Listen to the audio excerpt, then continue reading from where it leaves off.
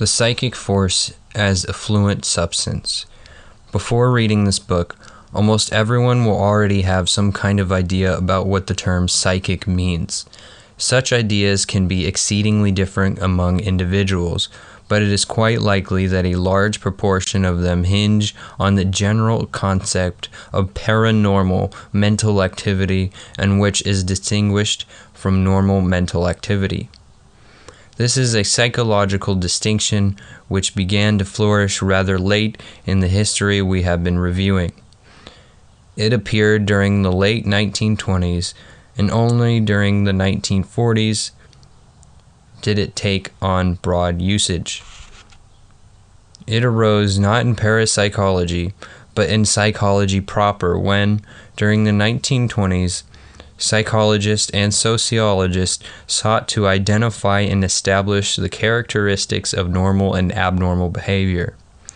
One of the widely stated motives behind this effort had to do with the idea that if normal behavior was identified and socially reinforced, then more perfect societies could be constructed.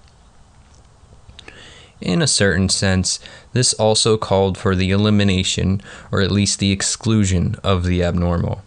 This, of course, was a rather simplified and naive utopian concept within the then trendy modern progressive era, and as such was supported in its early stages with extraordinary enthusiasm in science, sociology, and psychology.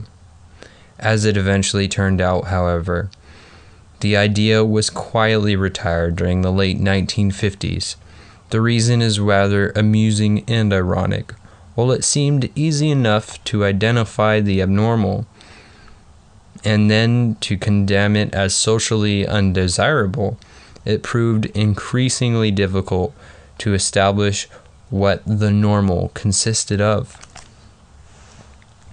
With this psychosociological development, parapsychologists of the time became concerned that their topics of study and research would be lumped into the abnormal category, and which indeed was soon the mainstream case. In seeking to escape this danger, they countered by indicating that psychic activity and phenomena were not abnormal, but paranormal, simply and innocently meaning beyond, above, or outside of the normal.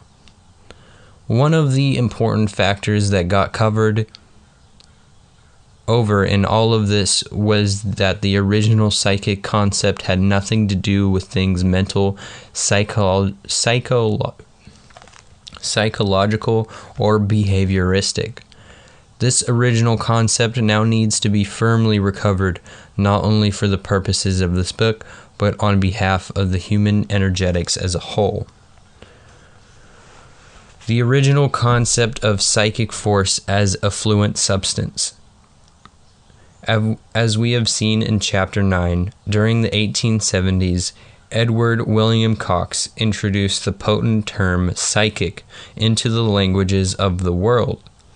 But he introduced the term not as the noun it later became, but as an adjective specifying a particular type of force among all kinds of forces. The term affluent doesn't seem to be used very much anymore. It has two principal definitions, the second of which has to do with being financially wealthy. Otherwise, it is taken from the Latin affluere, to flow, in English to come to mean to flow abundantly, and hence was associated with anything that did so. Cox, a lawyer, took great care and pains in describing psychic force and published his descriptions in his 1871 book, Spiritualism Answered by Science. This is a wonderful book and remains one of the most cogent descriptions not only of the Renaissance concept of vital energies, but has direct relationship to the traditional Chinese concept of qi energy. The affluent substance. Cox enumerates a number of factors that need to be considered in order to comprehend the nature of psychic force. He first points up that in spiritualism it is held that everyone possesses an amount of animal magnetism, and that animating magnetism is what Cox has renamed psychic force. However, whether called animal magnetism or psychic force, it is a magnetic material and or an effluent substance that proceeds from some kind of human body matter. Whatever the effluent substance is and whatever kind of body matter is involved, it is projected from the whole or part of the body structure and, like other forces in nature, is perceptible to our senses only when it meets with some obstacle. All possess it more or less. Cox stipulated that the medium who produces physical phenomena has it more and thus attracts it from those with whom he or she is in communication. The extended assumption being that those possessing more affluent magnetic substance of whatever kind stimulate and attract corresponding responses in those who have lesser amounts of it. The only real problem with the whole of this is that the modern sciences do not admit that this kind of magnetism or force exists, even though its existence is continuously experienced by people everywhere. Major characteristics of the affluent substance. Perhaps on an assumption that science would come to its senses later on, in his 1871 book, Cox gives a very cogent outline of the scientific theory of psychic force. He itemizes the major characteristics of the force, which I'll try briefly to clarify in order to escape from the complications of Victorian English syntax.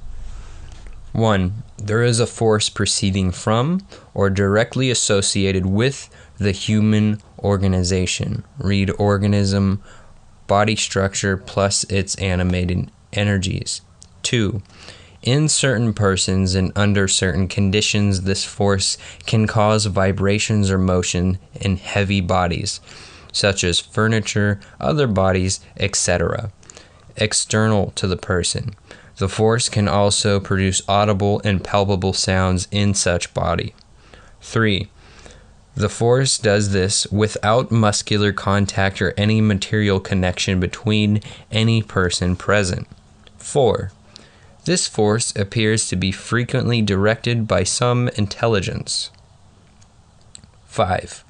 For reasons to be specified, we conclude that this force is generated in certain persons of peculiar nervous organization in sufficient power to operate beyond bodily contact.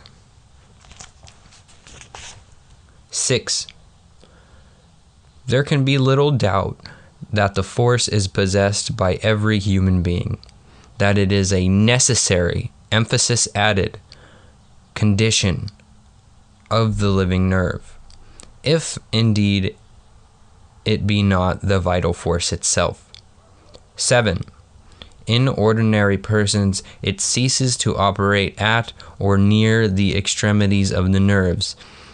In psychics, it flows beyond them in waves of varying volume and power. At this point in his phenomenological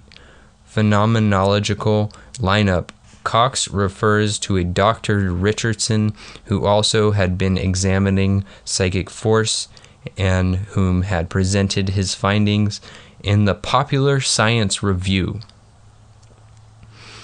8.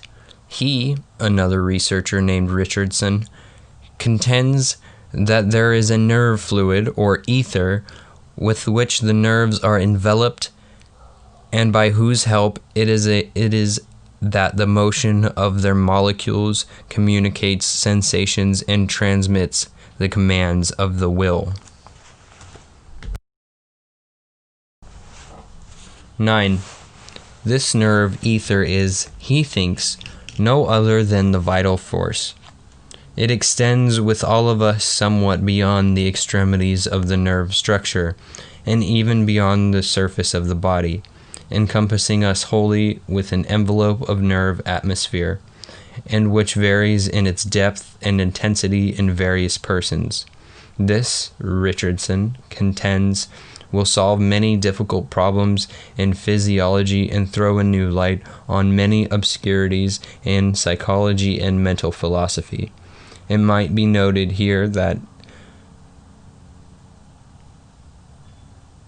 the many obscurities still remain obscured. 10. The force exhibits itself in pulsations or undulations. It is never steadily continuous. However, the tremors caused by the force in a table, chair, floor, or in organic bodies are likened to the waves of light or sound. 11. The differences of the sensation between the operation of the psychic force and of the muscular force is so manifest as to be palpable instantly to everybody who experiences it.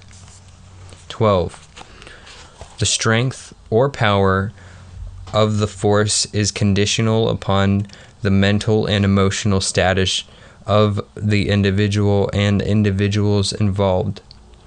The force is sometimes but rarely exhibited when the psychic is alone.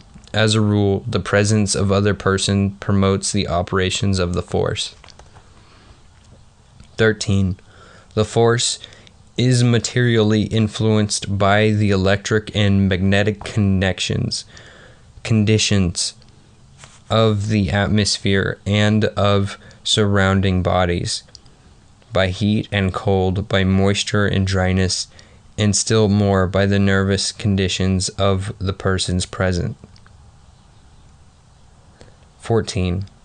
As will be examined in the following chapter, characteristics of the force can be perceived by a variety of clairvoyant means, but if the manifestations of the force are powerful enough, they can be witnessed by normal perceptions. Exposure to the manifestations sometimes temporarily increases the clairvoyant faculties of individuals in their proximity, faculties which otherwise lay dormant. 15. The attention of the psychic regarding manifestations of the force is not necessary. This is suggestive that the manifestations of the force arise from an unconscious action of the brain, the ganglion, or the nerves. Unconscious cerebration. Unconscious cerebration. Cox stated that the manner in which this unconscious action is effected is undiscovered because it has not been examined scientifically. Then, or now, it might be added. But Cox refers to the matter of unconscious cerebration. In order to illuminate the force as being frequently directed by some intelligence, Cox refers to Carpenter's theories of unconscious cerebration, or, in less learned language, the capacity of the brain, under certain conditions, to work not only without the will, but without the consciousness of the individual. Unconscious cerebration is identified as hereto mysterious mental states which scientific men, unable to explain, have contented themselves with denying or ignoring, while unreflecting persons have attributed the mysterious mental states to supernatural influences. In more contemporary terms, unconscious cerebration is probably equivalent to the preconscious processes that take in the subconscious before emerging into the consciousness or mental perception. Indeed, in some fashion, sensory systems organize data before it is forwarded to the conscious intellect. In this sense, then, unconscious cerebration can be thought of as a type of intelligence functionable beneath conscious awareness. This matter is not as complicated as it might first sound. Although Cox utilizes sleepwalking and trance states as examples of unconscious cerebration, riding a bicycle or driving a car without consciously thinking about it are other examples.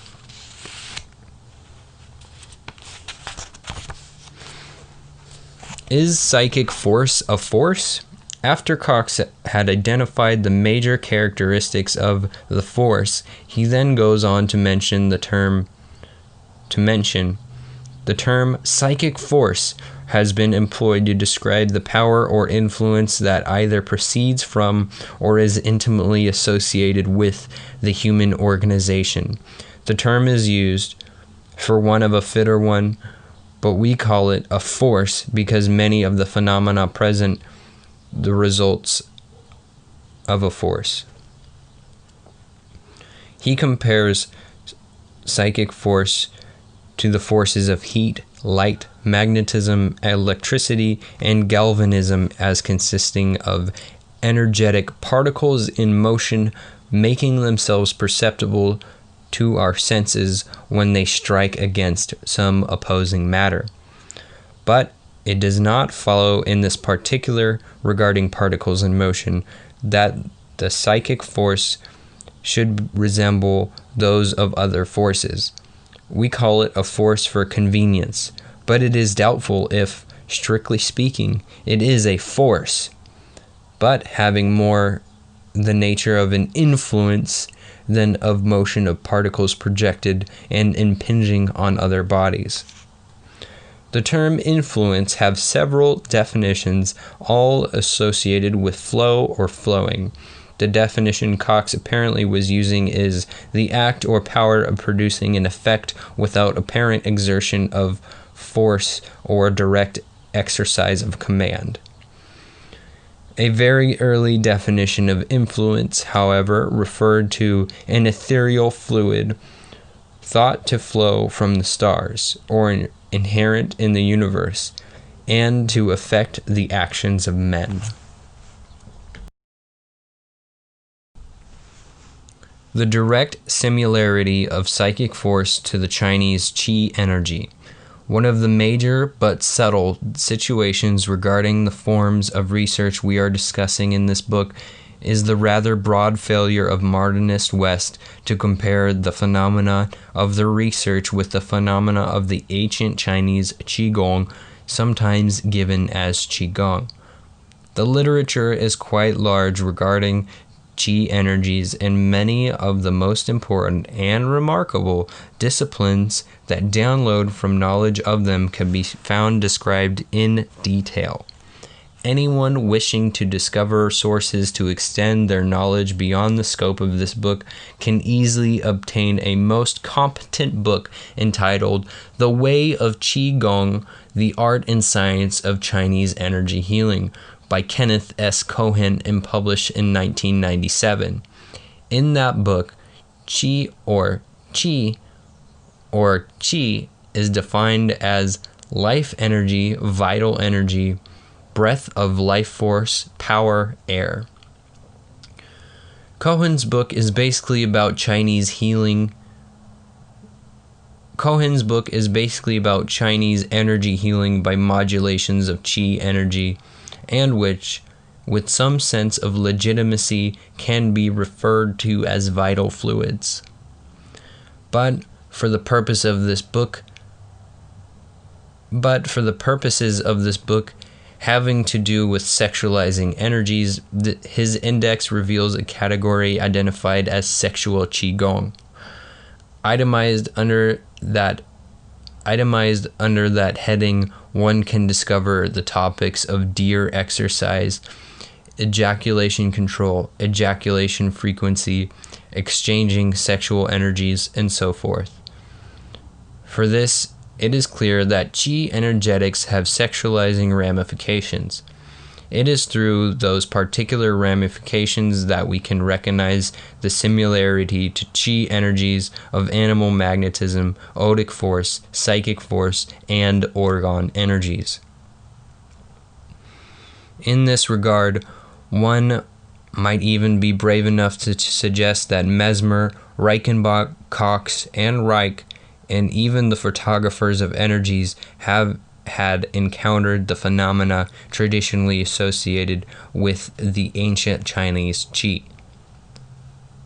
As another immediately available source of information about the existence of qi energy, one might refer to the recent and decidedly rather surprising 1997 book entitled China's Super Psychics, authored by the Qi master Paul Dong and associate Thomas E. Raphael. In this book, the development of Chinese super psychic abilities is directly attributed to the utilization of Qi energies. The development via Qi includes influencing at a distance and enhanced forms of clairvoyance, as will be described beginning in the next chapter. The authors give a description of Qi on page 131. They indicate that Qigong has a history of 3,000 years, and so the Chinese have developed many interpretations of it. In most widespread definition, in everyday life, Qi refers to the air we breathe. This is a metaphor for breathing energies. In terms of the body, it refers to energy. In terms of life, it refers to vitality. When talking of activity, it refers to abilities. In other words, as the authors say, its meaning depends on the context. The term Qigong in itself means training the body's energetic abilities and bringing them to their optimal level. Dong and Raphael also point up again on page 131 that in addition to its medicinal value, Chinese researchers had discovered by 1979 that Qigong is a catalyst via which many people have developed psychic powers. The book gives numerous examples of those developed and quite impressive physics.